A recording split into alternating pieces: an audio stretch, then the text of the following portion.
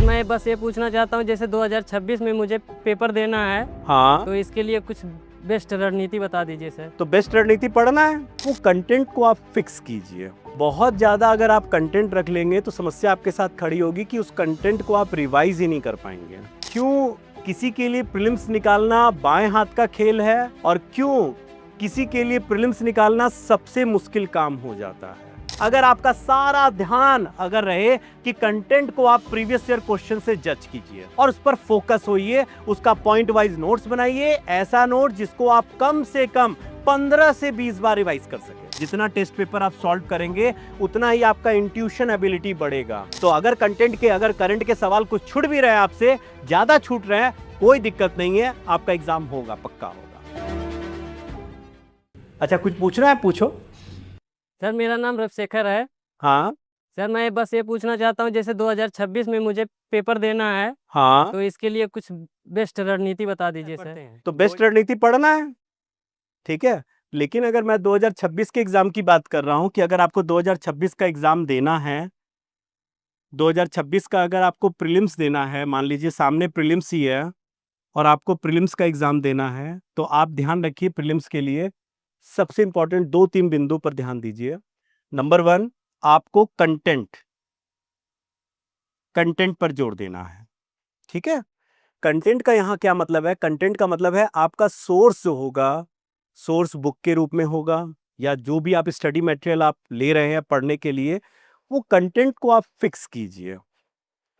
बहुत ज्यादा अगर आप कंटेंट रख लेंगे तो समस्या आपके साथ खड़ी होगी कि उस कंटेंट को आप रिवाइज ही नहीं कर पाएंगे। तो हर सब्जेक्ट अनुसार आप अपने कंटेंट को पहले फिक्स कर लीजिए कि मुझे यही पढ़ना है, और ये गांठ बांध लीजिए कि आप केवल वही पढ़िए जिसको आप रिवाइज कर सकते हैं। उन कंटेंट को मत पढ़ने की कोशिश कीजिए जिसको आपको रिवीजन करने में ही समस्या आ जाए।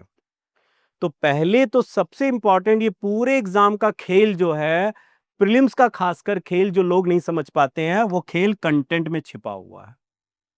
क्यों किसी के लिए प्रीलिम्स निकालना बाएं हाथ का खेल है और क्यों किसी के लिए प्रीलिम्स निकालना सबसे मुश्किल काम हो जाता है।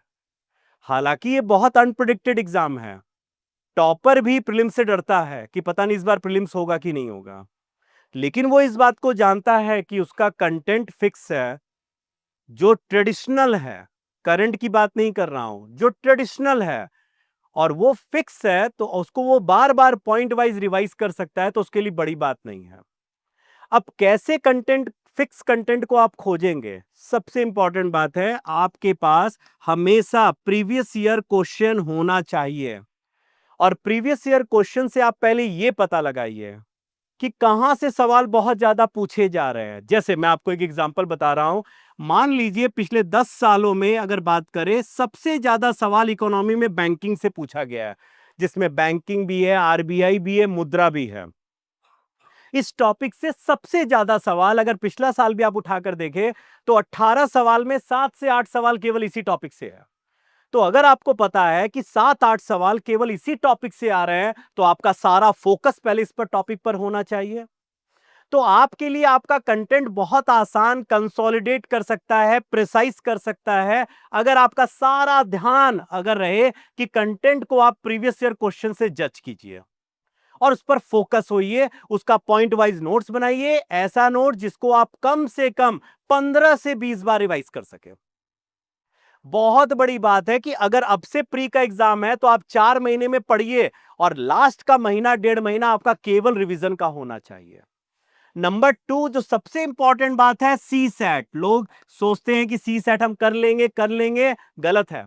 सी सेट की प्रैक्टिस रोज होनी चाहिए। जितना आप जीएस के लिए टाइम दे रहे हो उतना ही आप सी सेट के लिए टाइम दीजिए। 3 घंटा अगर यहां दे रहे तो 3 घंटा यहां भी दीजिए सेल्फ स्टडी में। आप पेपर सॉल्व कीजिए, रीजनिंग सॉल्व कीजिए, कॉम्प्रिहेंशन सॉल्व कीजिए, क्योंकि जितना आप प्रैक्टिस करेंगे सी सेट उतना ही आप कॉन्फिडेंट होंगे, और बिना सी सेट के प्रीलिम्स तो निकलना मुश्किल ही है, नामुमकिन है। तीसरा जो सबसे इंपॉर्टेंट बात आता है वो है इंट्यूशन को डेवलप करना। इंट्यूशन को डेवलप करना मतलब अपनी थर्ड आई को डेवलप करना। अगर आप प्रीलिम्स के क्वेश्चन को ध्यान से देखिए तो आप जितना भी पढ़ लीजिए वहां पर 30 क्वेश्चन से ज्यादा आपको नहीं आएगा, 35 क्वेश्चन से ज्यादा। आपको 8 से 10 क्वेश्चन अपने इंट्यूशन से ही डेवलप आपको सॉल्व करने होंगे कि कहीं ना कहीं आपने पढ़ा हुआ है, आप उसके हिसाब से एलिमिनेशन राउंड से आंसर में पहुंचने की कोशिश कर रहे हैं। ये जो आप वहां पर कर रहे हैं, अपने इंट्यूशन का, थर्ड आई का प्रयोग कर रहे हैं, ये इतना आसानी से नहीं आता है, एग्जाम में बैठ कर नहीं आता। इसको आप जब शुरुआत से पढ़ रहे हैं, क्वेश्चन आंसर सॉल्व कर रहे हैं, ये आता है जब आप टेस्ट पेपर लगा रहे हैं, आप टेस्ट पेपर, मॉक पेपर आप सॉल्व कर रहे हैं। जितना टेस्ट पेपर आप सॉल्व करेंगे उतना ही आपका इंट्यूशन एबिलिटी बढ़ेगा। आप क्योंकि जब टेस्ट दे रहे होंगे तो आप समझेंगे कि कहां आप गलती कर रहे हैं, कहां आप ट्रेडिशनल कंटेंट को भी गलती कर रहे हैं तो वापस कंटेंट को रिवाइज करेंगे, कहां आप करंट को नहीं पढ़ पा रहे वहां करंट को उससे जोड़ेंगे, और साथ ही साथ आपको यह भी पता लगेगा कि कैसे मैं एलिमिनेट करूंगा, एलिमिनेशन राउंड कैसे लेकर आऊंगा, या किस तरह से चीजों को मैं डेवलप करूं कि मैं अपने सही आंसर तक पहुंच जाऊंगा। और ये डिसाइडिंग फैक्टर है पूरे प्रीलिम्स में। ये आपको अन्य स्टूडेंट से अलग कर देगा, यही मेन इंट्यूशन। क्योंकि यहां से जो 8-10 क्वेश्चन आप सॉल्व करते हैं, ये आपका और अन्य के बीच का अंतर पैदा कर देगा। तो ये 3 मुख्य बातों पर आप जोर दीजिए और पूरी तरह से इस पर मेहनत कीजिए।